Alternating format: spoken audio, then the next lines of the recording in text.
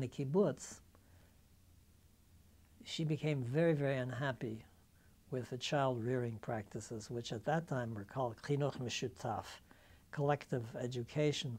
But the minute you came home with your infant, you put the infant in the nursery to be looked after by a children's nurse.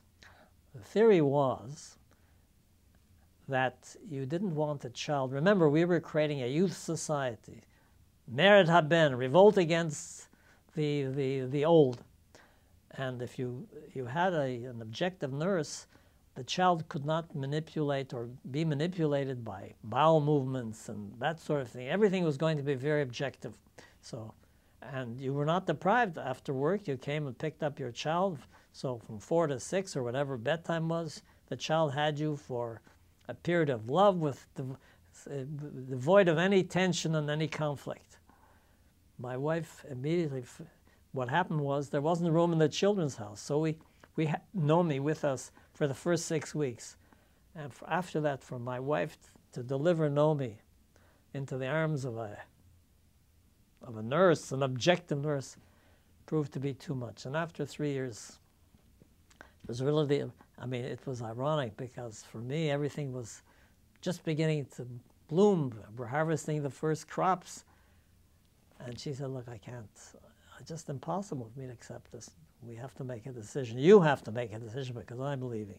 It was a choice, between the kibbutz ideology or family. So I left, and I look back on the kibbutz. It took a long time for the kibbutz to forgive, although I always had close relations with the kibbutz. But in terms of a collective identity, it took the kibbutz a long time to forgive us. We had abandoned them. And it wasn't until the 35th anniversary of the kibbutz, I think I mentioned to you that we had now become founders and we were welcomed back. And it was very moving. The kibbutz, as I told you, before you asked me about the kibbutz, I wanted to give you the context in which the kibbutz shaped my life. Not only that, it shaped my life as my professional identity.